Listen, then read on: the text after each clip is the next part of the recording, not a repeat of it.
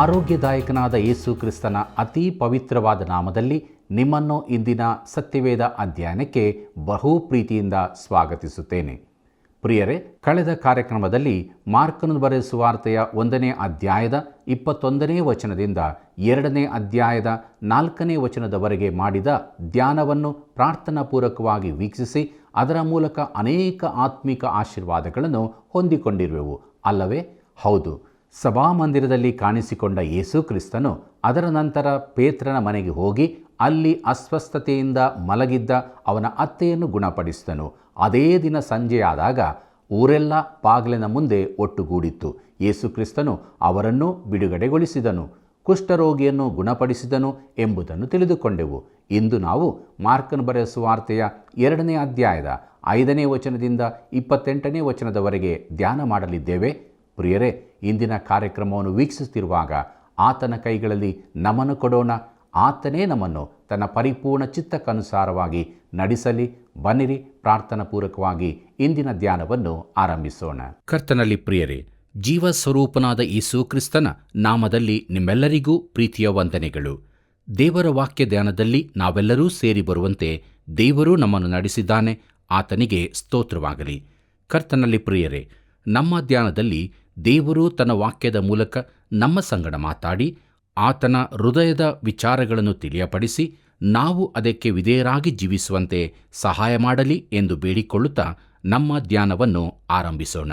ಬನ್ನಿರಿ ಪ್ರಿಯರೇ, ನಮ್ಮ ಧ್ಯಾನವನ್ನು ಮುಂದುವರಿಸುವ ಹಾಗೆ ಮಾರ್ಕನು ಬರೆದ ಸುವಾರ್ತೆ 2ನೇ ಅಧ್ಯಾಯ 5ನೇ ವಚನವನ್ನು ನೋಡಿಕೊಳ್ಳೋಣ.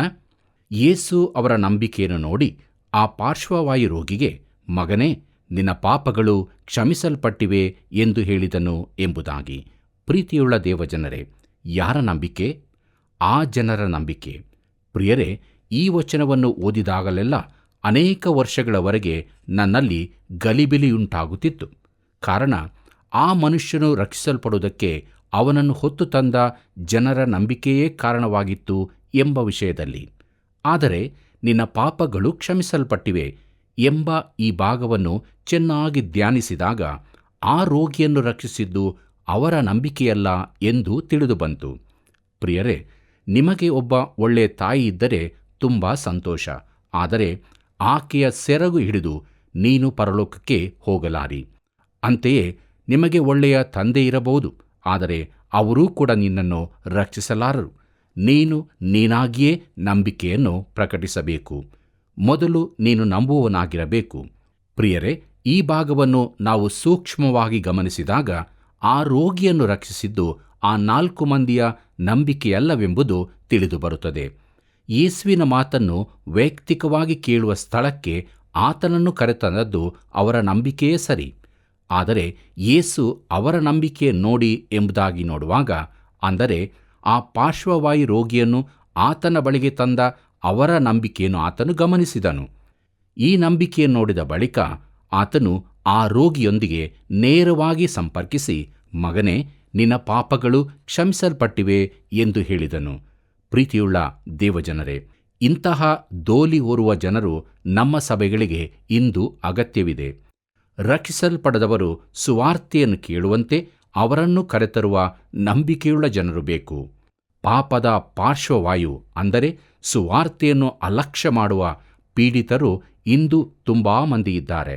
ಜನರ ಬಳಿಗೆ ನಾವು ಹೋಗಿ ಈ ರೀತಿ ದೋಲಿಯಲ್ಲಿಯೋ ಎಂಬಂತೆ ಅವರನ್ನು ಕರೆತರುವ ಕೆಲಸ ಮಾಡದ ಹೊರತು ಅನೇಕರು ದೇವಾಲಯಕ್ಕೆ ಬರುವುದೇ ಇಲ್ಲ.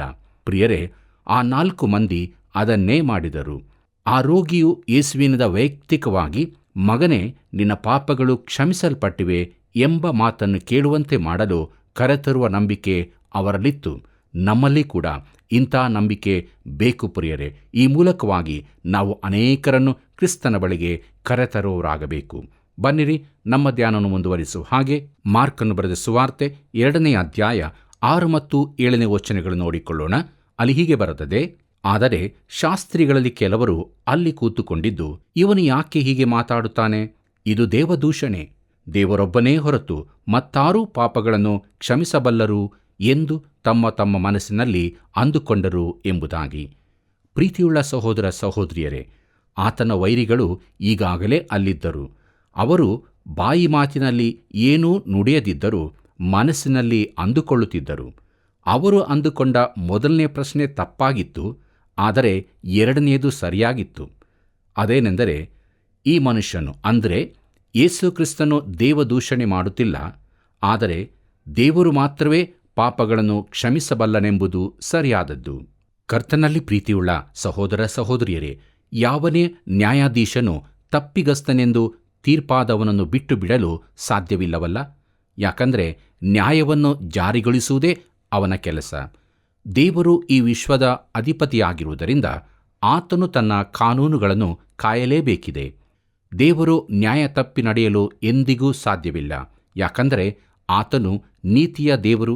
ಕಾನೂನುಗಳನ್ನು ನೇಮಕ ಮಾಡಿದ ಬಳಿಕ ಆತನು ಅವುಗಳನ್ನು ಪಾಲಿಸಲೇಬೇಕಾಗಿದೆ. ಆತನ ಕಾನೂನುಗಳು ಶಾಶ್ವತವಾಗಿ ನಿಲ್ಲುವಂಥವುಗಳು ಮತ್ತು ಈ ಕಾನೂನಿಗನುಸಾರವಾಗಿ ನಾವು ದೇವರ ಎದುರಿನಲ್ಲಿ ಅಪರಾಧಿಗಳಾಗಿರುತ್ತೇವೆ.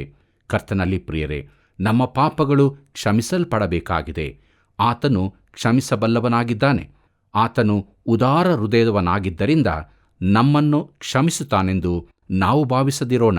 ಕ್ರಿಸ್ತನು ನಮ್ಮ ಪಾಪಗಳ ಸಾಲ ತೆತ್ತದರಿಂದ ಆತನು ನಮ್ಮನ್ನು ಕ್ಷಮಿಸುತ್ತಾನೆ. ಕರ್ತನಾದ ಯೇಸು ದೇವದೂಷಣೆ ಮಾಡುತ್ತಿರಲಿಲ್ಲ. ಆತನೇ ದೇವರಾಗಿದ್ದಾನೆ. ಆತನು ನನಗೆ ನಿನಗೆ ಆ ಪಾರ್ಶ್ವವಾಯು ರೋಗಿಯೇ ಕೂಡ ರಕ್ಷಣೆಯನ್ನೊದಗಿಸುವುದಕ್ಕಾಗಿ ಆತನು ಈ ಲೋಕಕ್ಕೆ ಬಂದಿರುವುದರಿಂದ ಆತನು ಪಾಪಗಳನ್ನು ಕ್ಷಮಿಸಬಲ್ಲವನು. ಆದುದರಿಂದ ನಾವು ಆತನ ಬಳಿಗೆ ಬಂದು ನಮ್ಮ ತಪ್ಪು ಅಪರಾಧಗಳನ್ನು ಒಪ್ಪಿಕೊಂಡು ಪಾಪ ಕ್ಷಮಾಪಣೆಯನ್ನು ಹೊಂದಿಕೊಂಡವರು ಆಗಬೇಕು. ಪ್ರೀತಿಯುಳ್ಳ ದೇವಜನರೇ, ಬನ್ನಿರಿ ಮುಂದುವರೆದು ನಮ್ಮ ಧ್ಯಾನದಲ್ಲಿ ಮಾರ್ಕನ ಬರೆದ ಸುವಾರ್ತೆ 2ನೇ ಅಧ್ಯಾಯ 8ನೇ ವಚನವನ್ನು ನೋಡಿಕೊಳ್ಳೋಣ. ಹೀಗೆ ಅಂದುಕೊಳ್ಳುವುದನ್ನು ಕೂಡಲೇ ಯೇಸು ತನ್ನ ಆತ್ಮದಲ್ಲಿ ತಿಳಿದುಕೊಂಡು ಅವರಿಗೆ, ನೀವು ನಿಮ್ಮ ಮನಸ್ಸಿನಲ್ಲಿ ಯಾಕೆ ಹೀಗೆ ಅಂದುಕೊಳ್ಳುತ್ತೀರಿ ಎಂಬುದಾಗಿ.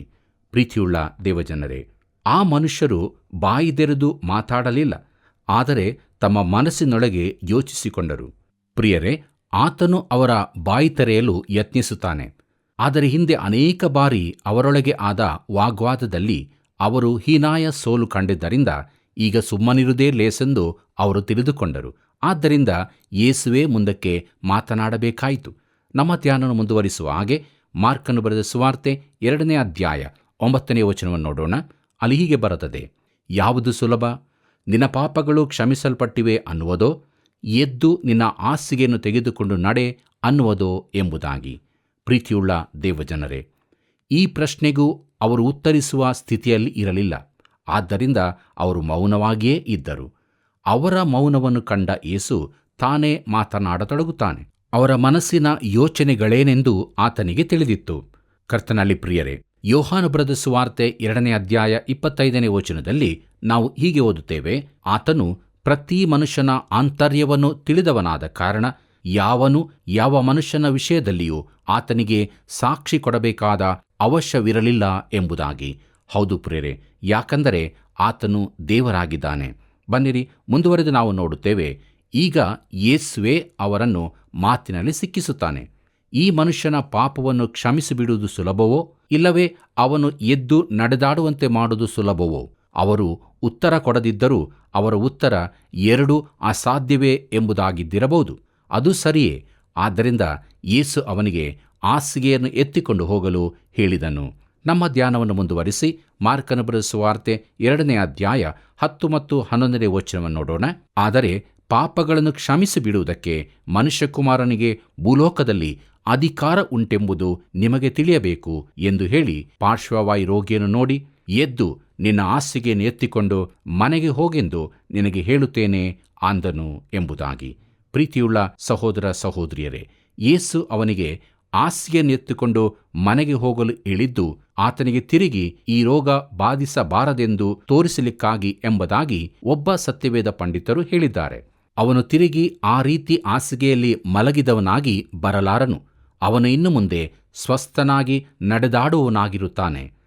ನಮ್ಮ ಕರ್ತನು ಗುಣಪಡಿಸಿದಾಗ ಅದು ಶಾಶ್ವತ ಸ್ವಸ್ಥತೆಯಾಗಿರುತ್ತದೆ. ದೇವರಿಗೆ ಮಹಿಮೆಯಾಗಲಿ. ಬನ್ನಿರಿ ಪ್ರಿಯರೇ, ನಮ್ಮ ಧ್ಯಾನದಲ್ಲಿ ಮುಂದುವರೆದು ನಾವು ಮಾರ್ಕನು ಬರೆದ ಸುವಾರ್ತೆ 2ನೇ ಅಧ್ಯಾಯ 12ನೇ ವಚನವನ್ನು ನೋಡೋಣ. ಅವನು ಎದ್ದು ಕೂಡಲೇ ತನ್ನ ಹಾಸಿಗೆಯನ್ನು ತೆಗೆದುಕೊಂಡು ಎಲ್ಲರ ಮುಂದೆ ಹೊರಟು ಹೋದನು. ಅದಕ್ಕೆ ಎಲ್ಲರೂ ಬೆರಗಾಗಿ, ಇದುವರೆಗೆ ನಾವು ಇಂಥದ್ದನ್ನು ಎಂದಿಗೂ ನೋಡಿದ್ದೇ ಇಲ್ಲವೆಂದು ಹೇಳುತ್ತಾ ದೇವರನ್ನು ಕೊಂಡಾಡಿದರು ಎಂಬುದಾಗಿ. ಪ್ರೀತಿಯುಳ್ಳ ದೇವಜನರೇ, ಇದು ಕಾರ್ಯರೂಪದ ಸುವಾರ್ತೆಯಾಗಿದೆ ಮತ್ತು ಇದು ಚಟುವಟಿಕೆಯಿಂದ ಕೂಡಿದ ಅದ್ಭುತ ಕಾರ್ಯವಾಗಿದೆ. ಮುಂದುವರೆದು ನಮ್ಮ ಧ್ಯಾನದಲ್ಲಿ ಶಿಷ್ಯರನ್ನು ಕರೆದದ್ದು ಎಂಬ ವಿಚಾರವನ್ನು ನೋಡೋಣ. ನಮ್ಮ ಧ್ಯಾನವನ್ನು ಮುಂದುವರಿಸುವ ಹಾಗೆ ಮಾರ್ಕನು ಬರೆದ ಸುವಾರ್ತೆ 2ನೇ ಅಧ್ಯಾಯ 13 ಮತ್ತು 14ನೇ ವಚನಗಳು ನೋಡಿಕೊಳ್ಳೋಣ. ಅಲ್ಲಿ ಹೀಗೆ ಬರೆದದೆ: ಆತನು ಹೊರಟು ತಿರುಗಿ ಸಮುದ್ರದ ಬಳಿಗೆ ಹೋದನು. ಜನರ ಗುಂಪೆಲ್ಲ ಆತನ ಬಳಿಗೆ ಬಂದಾಗ ಆತನು ಅವರಿಗೆ ಉಪದೇಶ ಮಾಡಿದನು. ಆತನು ಅಲ್ಲಿಂದ ಹೋಗುತ್ತಿರುವಾಗ ಸುಂಕಕ್ಕೆ ಕೂತಿದ್ದ ಅಲ್ಫಾಯನ ಮಗನಾದ ಲೇವಿಯನ್ನು ನೋಡಿ, ನನ್ನನ್ನು ಹಿಂಬಾಲಿಸು ಎಂದು ಅವನನ್ನು ಕರೆಯಲು ಅವನು ಎದ್ದು ಆತನ ಹಿಂದೆ ಹೋದನು ಎಂಬುದಾಗಿ. ಕರ್ತನಲ್ಲಿ ಪ್ರಿಯರೇ, ಇಲ್ಲಿ ಅದ್ಭುತ ಕಾರ್ಯವೇನೂ ನಡೆಯಲಿಲ್ಲ, ಆದರೆ ಈ ಸುವಾರ್ತೆಯಲ್ಲಿ ತುಂಬಾ ಚಟುವಟಿಕೆಯನ್ನು ಕಾಣುತ್ತೇವೆ.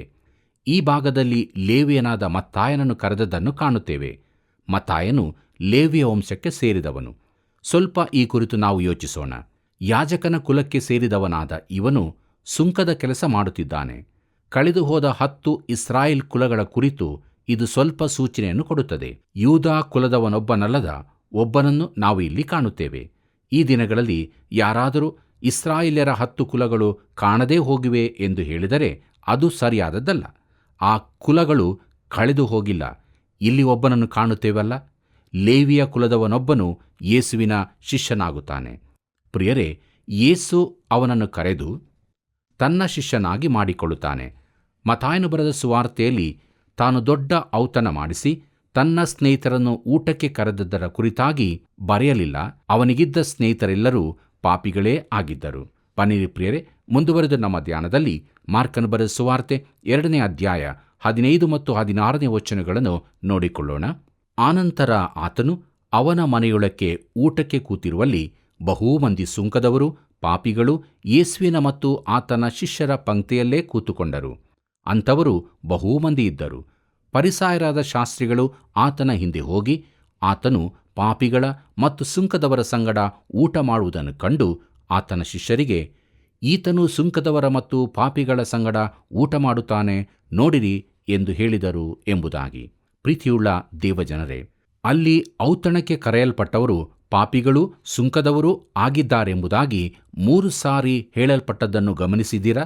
ಆ ಪಟ್ಟಿಯಲ್ಲಿ ಮರ್ಯಾದಸ್ಥರೊಬ್ಬರೂ ಇರಲಿಲ್ಲವೆಂದು ಕಾಣುತ್ತದೆ ಮತ್ತು ಆ ಊರಿನ ಸದೃದಯಸ್ಥರಾರೂ ಅಲ್ಲಿ ಬಂದಿರಲಿಕ್ಕಿಲ್ಲ. ಸುಂಕದವರ ಹೆಸರು ಪಾಪಿಗಳು ಎಂಬುದಕ್ಕಿಂತ ಮೊದಲು ಬರೆದಿರುವುದನ್ನು ನೋಡಿರಿ. ಇವರು ಆ ದಿನಗಳಲ್ಲಿ ಸುಂಕ ವಸೂಲಿ ಮಾಡುವವರಾಗಿದ್ದರು. ಪ್ರಿಯರೇ, ನಮ್ಮ ಧ್ಯಾನದಲ್ಲಿ ಮುಂದುವರಿದು ಮಾರ್ಕನು ಬರೆದ ಸುವಾರ್ತೆ 2ನೇ ಅಧ್ಯಾಯ 17ನೇ ವಚನವನ್ನು ನೋಡೋಣ. ಯೇಸು ಅದನ್ನು ಕೇಳಿ, ಕ್ಷೇಮದಿಂದಿರುವವರಿಗೆ ವೈದ್ಯನು ಬೇಕಾಗಿಲ್ಲ, ಕ್ಷೇಮವಿಲ್ಲದವರಿಗೆ ಬೇಕು. ನಾನು ನೀತಿವಂತರನ್ನು ಕರೆಯುವುದಕ್ಕೆ ಬಂದವನಲ್ಲ, ಪಾಪಿಗಳನ್ನು ಕರೆಯುವುದಕ್ಕೆ ಬಂದವನು ಅಂದನು ಎಂಬುದಾಗಿ.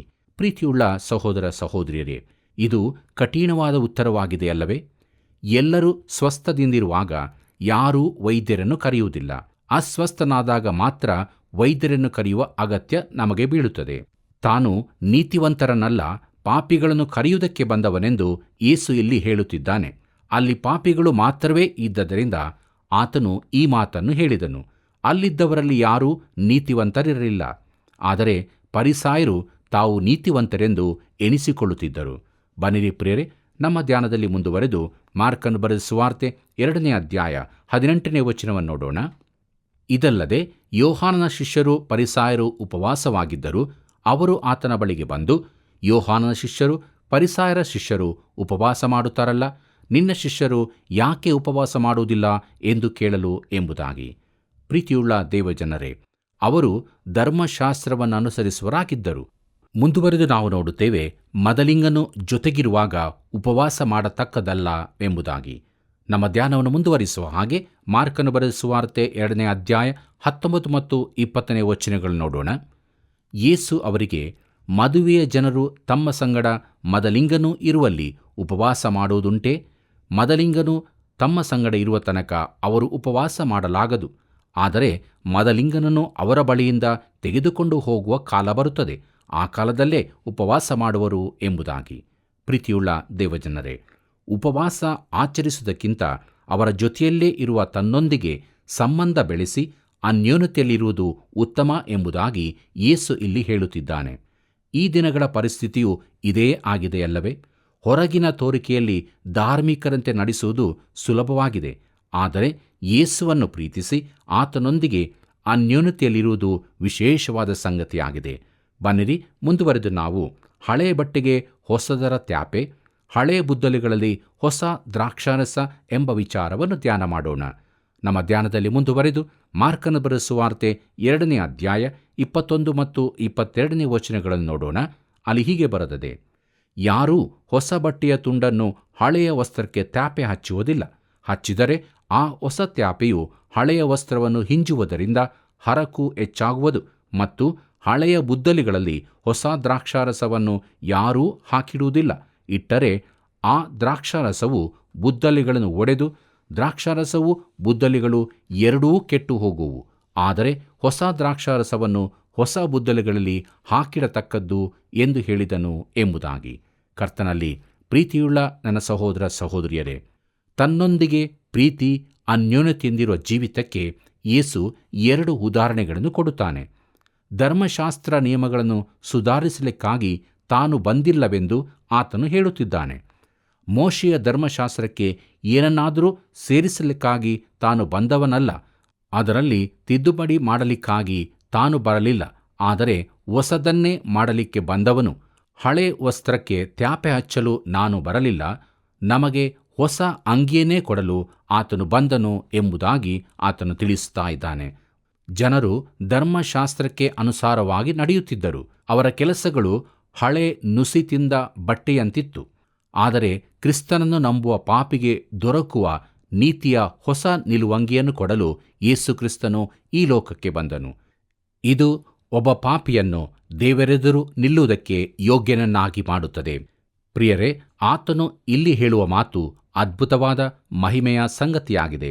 ಹಳೆ ಒಡಂಬಡಿಕೆ ಕಾಲದ ಧರ್ಮಶಾಸ್ತ್ರದ ರೀತಿಯ ಧಾರ್ಮಿಕತೆಯನ್ನು ಕೊಡಲಿಕ್ಕಾಗಿ ಕರ್ತನಾದ ಯೇಸು ಬರಲಿಲ್ಲ. ಆತನು ಹೊಸದಾದದನ್ನು ಸ್ಥಾಪಿಸಲಿಕ್ಕಾಗಿಯೇ ಬಂದವನು. ಅದೇನೆಂದರೆ ಆತನು ಲೋಕದ ಪಾಪಗಳಿಗಾಗಿ ಪ್ರಾಣ ಕೊಡಲಿಕ್ಕಿದ್ದಾನೆ ಎಂಬುದೇ. ಹೊಸ ದ್ರಾಕ್ಷಾರಸವು ಹೊಸ ಬುದ್ದಲಿಗಳಲ್ಲೇ ಹಾಕಲ್ಪಡುತ್ತದೆ.